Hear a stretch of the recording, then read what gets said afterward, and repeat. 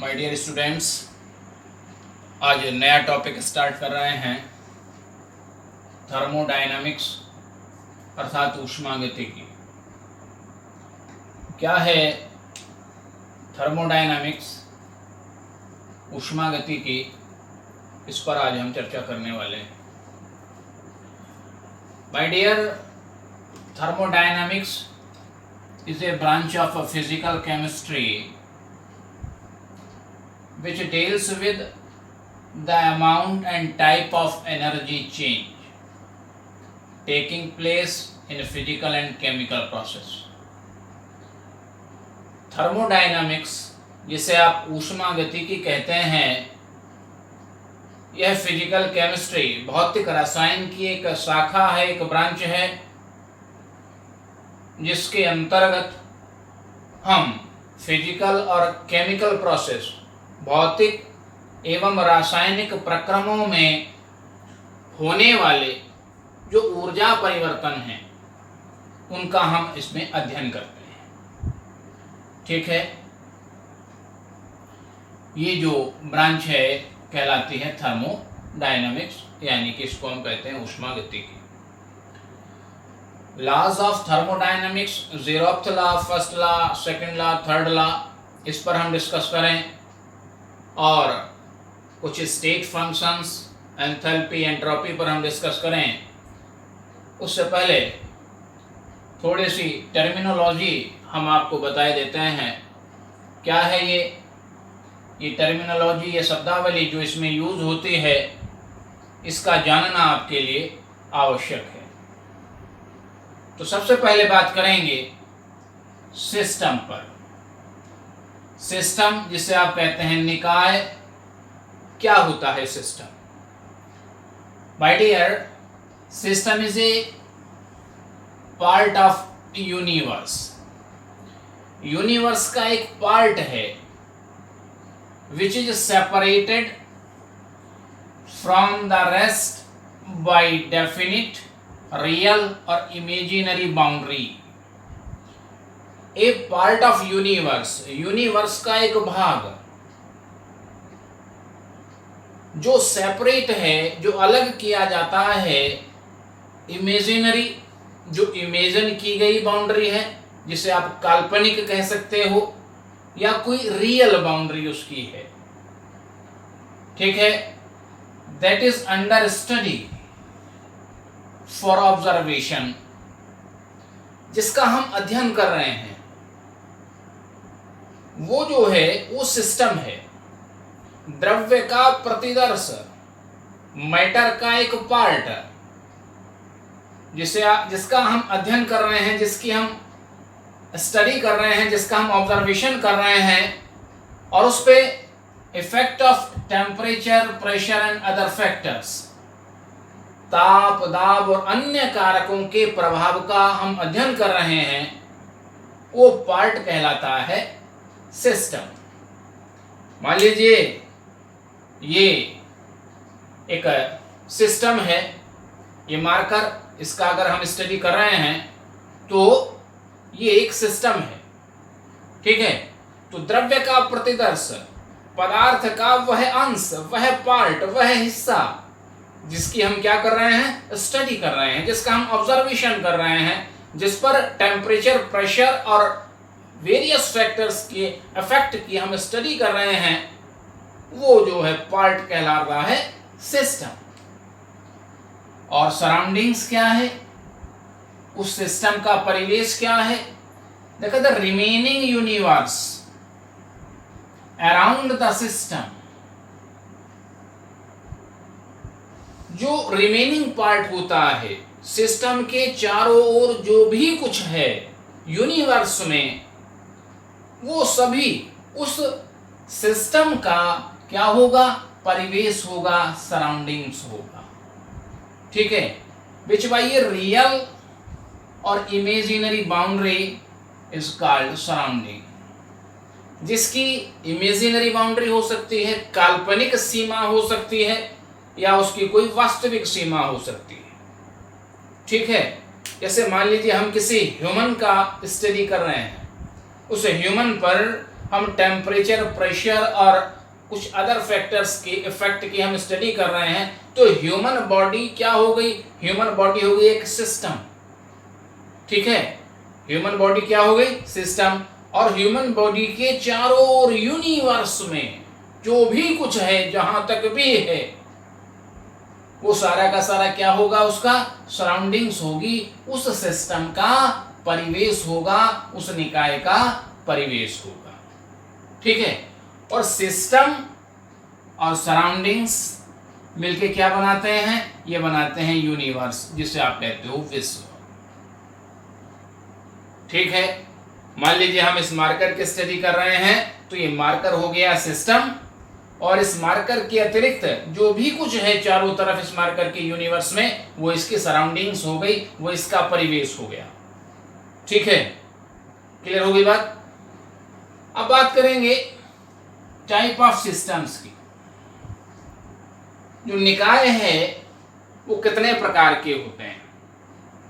देखिए, ऊष्मागतिकी, थर्मोडायनामिक्स के दृष्टिकोण से यदि हम देखें, तो जो सिस्टम है मेनली वो ओपन सिस्टम, क्लोज सिस्टम और आइसोलेटेड सिस्टम होता है। ओपन सिस्टम क्या है? खुला निकाय क्या है? देखिए, ये एक सिस्टम है, a system which can exchange, जो आदान प्रदान कर सकता है किसका? Matter as well as energy with its surrounding. ऐसा सिस्टम जो अपने सराउंडिंग्स यानी अपने परिवेश के साथ मैटर यानी कि द्रव्य और एनर्जी, ऊर्जा, दोनों का क्या कर सकता है? एक्सचेंज, आदान प्रदान कर सकता है। इस प्रकार के जो सिस्टम को हम कहते हैं, वो कहते हैं ओपन सिस्टम। ठीक है, matter placed in open beaker, खुले बीकर में रखा हुआ एक पदार्थ ओपन सिस्टम है।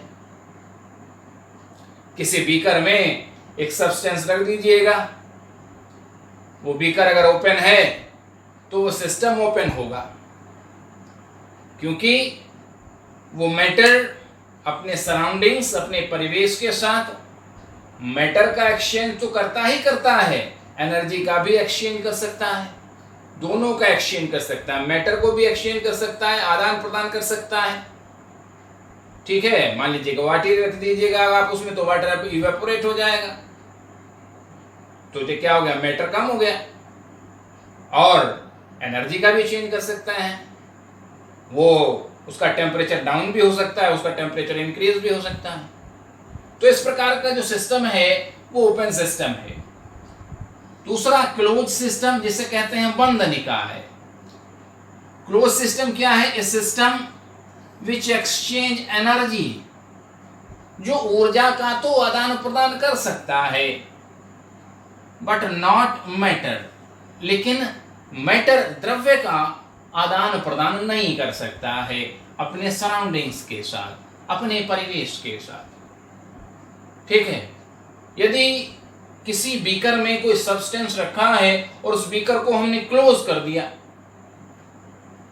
तो क्लोज हो जाने पर वह सिस्टम एनर्जी का तो एक्सचेंज कर सकता है, हीट इंक्रीज भी हो सकती है, उसकी डिक्रीज भी हो सकती है, उसका टेम्परेचर इंक्रीज भी हो सकता है और डिक्रीज भी हो सकता है। बीकर में रखा हुआ कोई पदार्थ, गर्म पदार्थ रख दीजिए, थोड़ी देर बाद ठंडा हो जाएगा। बहुत अधिक टेम्परेचर अगर एटमॉस्फेयर का है और कोई ठंडा पदार्थ, तो थोड़ी देर बाद वो गर्म भी हो जाएगा। तो एनर्जी, हीट का तो है वो एक्सचेंज कर रहा है, लेकिन मैटर का एक्सचेंज नहीं करेगा, क्योंकि वह क्लोज है, बंद है। तो ये matter placed in close beaker, बंद बीकर में रखा हुआ एक पदार्थ क्लोज सिस्टम है। ठीक है, तीसरे प्रकार का सिस्टम है आइसोलेटेड सिस्टम, जिसे आप कहते हैं विलगित निकाय। ठीक है, किस प्रकार का होता है isolated system? A system which can exchange neither energy nor matter with its surrounding। एक ऐसा सिस्टम जो अपने सराउंडिंग्स अर्थात परिवेश के साथ न तो एनर्जी का एक्सचेंज कर सकता हो और न ही मैटर का एक्सचेंज कर सकता हो, द्रव्य का एक्सचेंज कर सकता हो।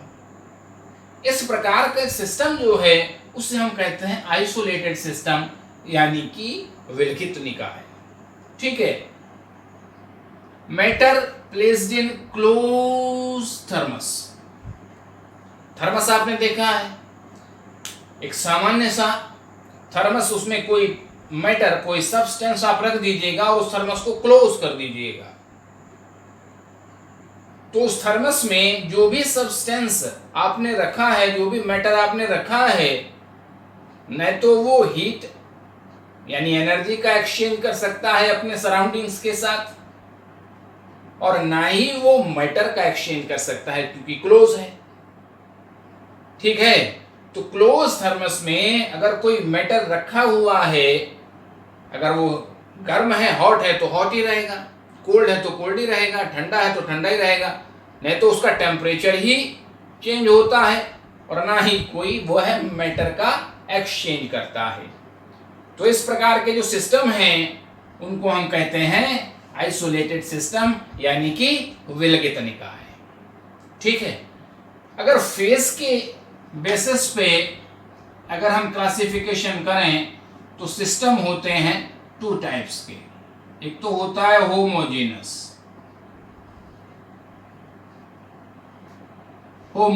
System.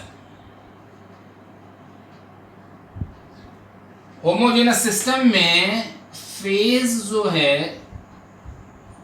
Is equal to 1। Phase कितना होता है? 1 होता है। प्रावस्था कितनी होती है? 1 होती है। होमोजेनस सिस्टम, जिसे समांगी निकाय कहते हैं, इसके प्रत्येक भाग की रचना एक जैसी हो, उसके लिए फेज की जो वैल्यू है, प्रावस्था की जो वैल्यू है, वो 1 होती है। तो इस प्रकार का जो सिस्टम है वो होमोजेनस सिस्टम होता है। और दूसरा होता है heterogeneous system. Heterogeneous system, heterogeneous system के लिए जो फेज है, जो प्रावस्था है, वो या तो 2 होती है या फिर 2 से अधिक होती है, जिसके लिए प्रावस्था का मान 2 हो या 2 से अधिक हो। इस प्रकार के सिस्टम को हम कहते हैं हेटेरोजेनस सिस्टम, यानी कि विषमांगी निकाय। तो विषमांगी निकाय क्या हुए? जिनके लिए फेज प्रावस्था या तो 2 हो या फिर 2 से अधिक हो। तो इस प्रकार के सिस्टम होंगे हेटेरोजेनस सिस्टम। ठीक है, क्लियर हो गई यहां तक बात? अब देखिए स्टेट फंक्शन क्या होता है, प्रावस्था फलन क्या होता है, जिसे आप कहते हैं स्टेट फंक्शन। देखिए स्टेट फंक्शन या अवस्था फलन द प्रॉपर्टी ऑफ सिस्टम, वह गुण है सिस्टम के, वह गुण है whose value depend only upon the state of system, जिनकी जो वैल्यू है वो केवल सिस्टम की स्टेट पे निर्भर करती है। ठीक है, इज कॉल्ड स्टेट फंक्शन। उसकी प्रावस्था पर निर्भर करती है। स्टेट 1 से स्टेट 2 में चला गया, स्टेट 2 से स्टेट 1 में आ गया, तो जो प्रॉपर्टी केवल किस पे डिपेंड करती हैं? स्टेट पे, प्रावस्था पर निर्भर करती हैं। ठीक, वह जो है प्रॉपर्टी कहलाती है स्टेट फंक्शन। इंटरनल एनर्जी, आंतरिक ऊर्जा, आंतरिक ऊर्जा द्रव्य की जो है केवल अवस्था पर, निकाय की अवस्था पर निर्भर करती है, प्रारंभिक अवस्था और अंतिम अवस्था। ठीक, एंथैल्पी हुई या एंट्रोपी हुई, ये जो है निकाय की प्रारंभिक अवस्था और अंतिम अवस्था पर निर्भर करती हैं। इसलिए इंटरनल एनर्जी, एंथैल्पी और एंट्रोपी ये स्टेट फंक्शन है, ये सभी अवस्था फलन है। इन पर भी हम 1 by 1 एक एक करके चर्चा करेंगे, क्या है ये सभी डिस्कस होगा, इस पे अभी करेंगे बाद में बात। देखिएगा ज़ीरोथ लॉ ऑफ थर्मोडायनेमिक्स पे अब हम चर्चा करेंगे। क्या है? ऊष्मागतिकी का शून्यवां नियम। ज़ीरोथ लॉ ऑफ थर्मोडायनेमिक्स क्या कहता है? ऊष्मागतिकी का शून्यवां नियम कहता है if two system are in thermal equilibrium with the third system separately, यदि दो सिस्टम हैं और वो दो सिस्टम किसी तीसरे सिस्टम के साथ अलग अलग थर्मल इक्विलिब्रियम ऊष्मीय साम्य की अवस्था में हैं, then these two system will also be in thermal equilibrium with each other. यदि दो सिस्टम किसी तीसरे सिस्टम के साथ थर्मल इक्विलिब्रियम की स्थिति में हैं तो वह आपस में भी थर्मल इक्विलिब्रियम की स्थिति में होंगे। ये कहता है ज़ीरोथ लॉ ऑफ थर्मोडायनामिक्स। एक उदाहरण के माध्यम से हम इसको समझेंगे। देखिए, एक सिस्टम है ए और एक सिस्टम है सी, ठीक, और एक सिस्टम हुआ बी। अब थर्मल इक्विलिब्रियम की अगर हम बात करें तो देखिए थर्मल इक्विलिब्रियम क्या है। देखिए ये दोनों सिस्टम ए और सी पे ही अगर हम चर्चा कर लें, देखिए ए एक सिस्टम हुआ ए और एक सिस्टम हुआ सी, ये दोनों सिस्टम एक दूसरे के साथ इस तरह से कनेक्ट हैं कि वह हीट का क्या कर सकते हैं, एक्सचेंज कर सकते हैं, आदान प्रदान कर सकते हैं। ठीक है, एक का टेम्परेचर कम है, मान लीजिए ए का टेम्परेचर कम है और सी का टेम्परेचर अधिक है, तो हायर एनर्जी लेवल से लोअर एनर्जी लेवल की ओर फ्लो होगा हीट का, और ये फ्लो तब तक होता रहेगा जब तक दोनों सिस्टम की जो है हीट क्या नहीं हो जाती है, इक्वल नहीं हो जाती है। तो जब दो सिस्टम एक दूसरे के साथ इस प्रकार से कनेक्ट हों कि वह हीट का एक्सचेंज कर सकते हों, लेकिन दोनों का जो हीट है वो इक्वल हो और टाइम के साथ साथ उसमें कोई भी जो है हीट का एक्सचेंज ना हो, तो इस प्रकार का जो इक्विलिब्रियम सिस्टम होगा उसे हम कहेंगे थर्मल इक्विलिब्रियम, उसे हम कहेंगे तापीय साम्य की स्थिति। यानी ये एक दूसरे के साथ ताप का स्थानांतरण तो कर सकते हों, लेकिन समय के साथ साथ यह ताप का स्थानांतरण ना करते हों, ये दोनों का जो ताप है वो स्थिर हो जाए। और स्थिर कब हो जाएगा, जब दोनों का टेम्परेचर क्या हो जाएगा, दोनों की हीट क्या हो जाएगी, इक्वल हो जाएगी। तो उस स्थिति को कहेंगे हम थर्मल इक्विलिब्रियम। मान लीजिए सिस्टम ए सी के साथ थर्मल इक्विलिब्रियम स्टेट में है, ठीक है, ये एक सिस्टम हो गया, और सिस्टम बी सी के साथ अलग थर्मल इक्विलिब्रियम स्टेट में है। तो ये दो सिस्टम हुए ए और बी, ए और बी ये दो सिस्टम इस तीसरे सिस्टम के साथ थर्मल इक्विलिब्रियम स्टेट में हैं। तो वो कहता है कि यदि दो सिस्टम किसी तीसरे सिस्टम के साथ अलग अलग थर्मल इक्विलिब्रियम स्टेट में हैं तो यह आपस में भी थर्मल इक्विलिब्रियम स्टेट में होंगे। ठीक है, वही कहता है two system are in thermal equilibrium with third system, यदि दो सिस्टम किसी तीसरे सिस्टम के साथ थर्मल इक्विलिब्रियम स्टेट में है सेपरेटली अलग अलग, तो these two system will also be in thermal equilibrium, कि ये दोनों सिस्टम भी आपस में थर्मल इक्विलिब्रियम स्टेट में होंगे। ठीक है, क्लियर होगी बात? Okay, thank you.